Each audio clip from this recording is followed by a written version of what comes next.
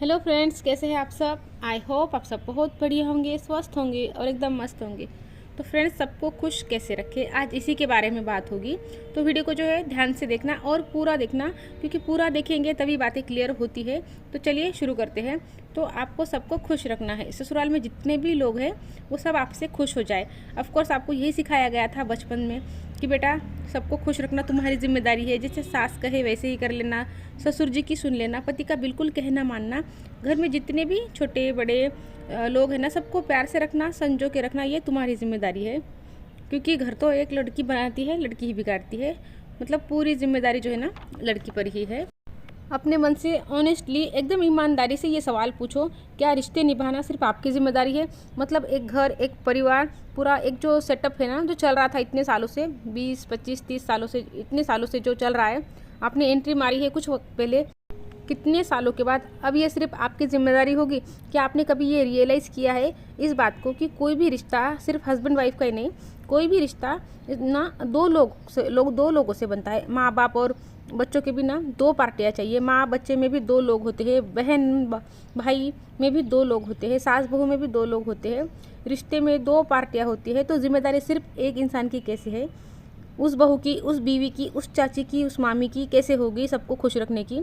आपको जो ट्रीटमेंट मिलेगा, जिस तरह से आपका वेलकम किया जाएगा, जो प्यार, जो नफ़रत, जो जेलेसी आपको मिलेगी, क्या वो इफ़ेक्ट नहीं करेगी कि इस चीज़ को कि आप उनसे कैसे पेश आओगे। क्या आपको कोई महानता का ताज पहन के घूमना है।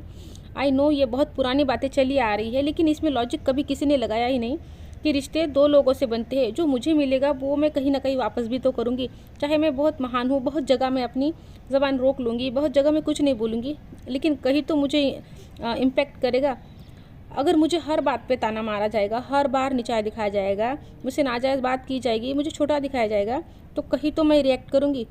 गलतफहमी है ये कि लड़की बहुत पावरफुल है, वही बनाती बिगाड़ती है। बिल्कुल सही नहीं है ये। सारा ज़म्मा एक पे डाल दिया। एक बात मैं आप लोगों से बताती हूँ बहुत ही क्लियरली। शादी के बाद ये जो पूरा बर्डन है ना रिश्तों का, वो पूरा लड़की के, बीवी के, बहू के कंधों पे डाल दिया जाता है। इसको निभाना है यही डिसाइड करेगी। लेकिन अगर आप इसको आंखें खोल के क्लियरिटी के साथ देखोगे तो ये जो एक्चुअली ये जो चैलेंज है ना, ये लड़के के लिए है, लड़की के लिए नहीं।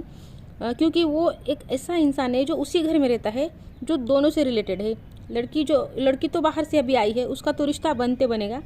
लेकिन वो जो पति लड़का उस घर में रहता है ना, और वो रिश्तेदार सारे उसके हैं, उसका भाई, उसकी मम्मी, उसके पापा, उसकी बहन, उसके जो भी रिश्तेदार है, और ये लड़की उसकी बीवी है। अब कैसे इसकी इज्जत करवानी है, कैसे इसकी बातें पेशेंटली सुननी है, कैसे इसकी ज़रूरतों का ध्यान रखना है, कैसे इसको यहाँ पे अपनी घर वाली फीलिंग हो, इसको ऐसा ना लगे कि मैं यहाँ से भाग जाऊँ। हर दिन बस ये ना सोचती रहे कि ऐसा क्या हो जाए कि मैं यहाँ से निकल जाऊँ या मैं अपनी ज़िंदगी ख़त्म कर लूँ।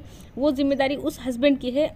आपसे बड़ा चैलेंज रिश्तों को बैलेंस करने का उस हस्बैंड का है। लेकिन इस तरह से नहीं हो रहा है, क्योंकि हस्बैंड ने ऐसा माना हुआ है कि ये आपकी ज़िम्मेदारी है। इसको मतलब ना उसको यही बताया गया है कि ये जिम्मेदारी बहू की है, तो ये जिम्मेदारी आप पे डाल दी गई। तो ये जो कोशिश है ना आपकी सबको खुश रखने की, ये ज़िंदगी में कभी पूरी नहीं होने वाली है। मुझे आप बताओ, आप कौन हो। दुर्गा हो, आपको लक्ष्मी बोला जाता है, आपको कोई भी भगवान का नाम दे दे, आपको एक्चुअली लगता है कि आप वही हो। अगर भगवान की भी बात करें ना, तो वो भी सबको खुश नहीं रख सकते। तो हम तो एग्जिस्ट भी नहीं करते। अगर किसी सैटेलाइट से हमको देखा जाए ना, तो हम डॉट जितने भी नहीं दिखेंगे। हम कौन है जो सबको खुश कर देंगे। देखो, मैं आपको ये समझाना चाह रही हूँ कि ये जो कोशिश है ना आपकी सबको खुश रखने की, इस प्रोसेस में आप बहुत दुखी होते जा रहे हो। इस प्रोसेस में आपकी मेंटल हेल्थ ख़राब बद से बदतर होती जा रही है। आप इमोशनली वीक होते जा रहे हो। आप इसी कोशिश में लगे हो कि ऐसा क्या हो जाए कि मेरी देवरानी, जेठानी, मेरी सास, मेरे पति, मेरे बच्चे सब मुझसे खुश हो जाए। इसमें आप ख़राब हो गए हो। आपको कितने एंगर बस्ट आ रहे हैं, कितनी नेगेटिविटी आपके अंदर है, कितना ज़्यादा है। हर वक्त आपका मूड जो है ना ख़राब रहता है, हर वक्त उदासी छाई है। वो तो रियलाइज़ आप नहीं कर रहे हो, बस दूसरों को ही खुश कर दे। आपको कौन खुश करेगा, आपका ध्यान कौन रखेगा, आपकी ज़रूरतें कौन पूरी करेगा, आपका माहौल कौन अच्छा बनाएगा, आपकी ज़िंदगी में खुशियाँ लाने की जिम्मेदारी किसकी है। आप जो तरस रहे हो इज्जत जैसी चीज़ के लिए, प्यार जैसी चीज़ के लिए, केयर जैसी चीज़ के लिए, आपको तो ये किसी ने नहीं कहा कि आज तुम थक गई हो, तुम्हारी तबीयत ठीक नहीं है, पैरों में दर्द है, बैठ जाओ, मत करो। आपको कोई नहीं कहेगा। आपकी खुशी भी तो इम्पोर्टेंट है। कोई ये भी तो सोचे कि इसे भी खुश करना है, सोचा है कि किसी ने? नहीं सोचा। देखो, जब हम रिश्तों में आते हैं ना, तो चाहे पति के साथ ही हो, चाहे ससुराल में है, हर औरत यही चाहती है कि रिश्ते प्लेजेंट हो, खुशी से भरे हो। सब यही चाहते हैं कि मैं सबको खुश रखूँगी। हर कोई अपना बेस्ट करता है। ये सिर्फ रिश्तों की बात नहीं।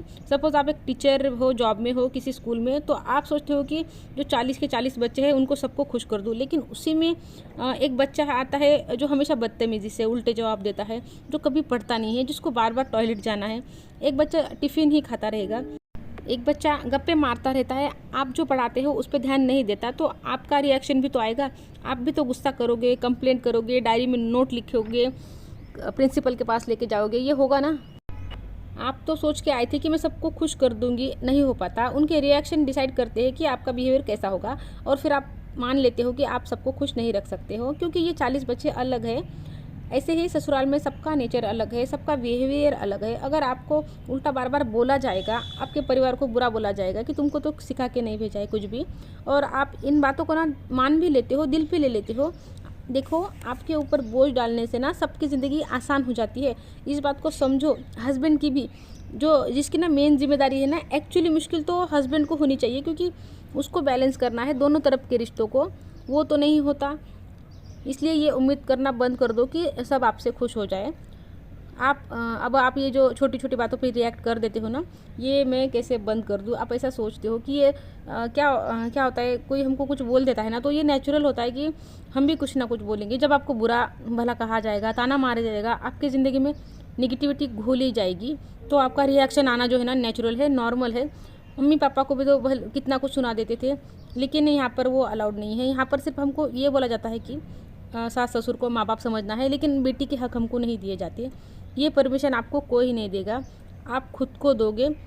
तो लास्ट में मैं यही कहूँगी कि अगर खुश रखना है तो आपकी ज़िम्मेदारी खुद को खुश रखने की पहले है। जब आप खुश होगे ना, जब आप अंदर से संतुष्ट होगे, आपकी ज़रूरतें पूरी हो रही होंगी ना, जब आपके पास पॉजिटिव माहौल होता है, तो आप आपके आसपास के लोगों को खुश रख सकते हो। अगर अंदर से आपके बहुत कड़वाहट घुली हुई है, बहुत निगेटिविटी है, बहुत सारे इमोशन है जो अंदर ही अंदर सड़ रहे हैं, तो आप कुछ भी कर लो, कितना भी अच्छा खाना बना लो, कितनी भी सफाई कर लो, कितना भी तेल मालिश कर लो, आप किसी को खुश नहीं रख पाओगे जब तक आपके अंदर का माहौल अच्छा नहीं होगा। इसलिए आपका जो गोल होना चाहिए ना, वो होना चाहिए कि मैं खुद को खुश करना चाहती हूँ। आप अपनी केयर करना, खुद को इम्पोर्टेंस देना, अपने सेल्फ रिस्पेक्ट को बढ़ाना, अपने सेल्फ वर्थ को ऊपर लाना, खुद को इंडिपेंडेंट बनाना, ये होना चाहिए। ये सब चीज़ें जो है ना शॉर्ट हो जाती है। रिश्तों को तोड़ने की ज़रूरत नहीं है, ख़त्म करने की ज़रूरत नहीं है। आप खुद से प्यार करके तो देखो, सब चीज़ें बदल जाती है। रिश्तों में पॉजिटिविटी भी आ जाती है, रिश्ते सब बदल जाते हैं, हैप्पीनेस आ जाती है।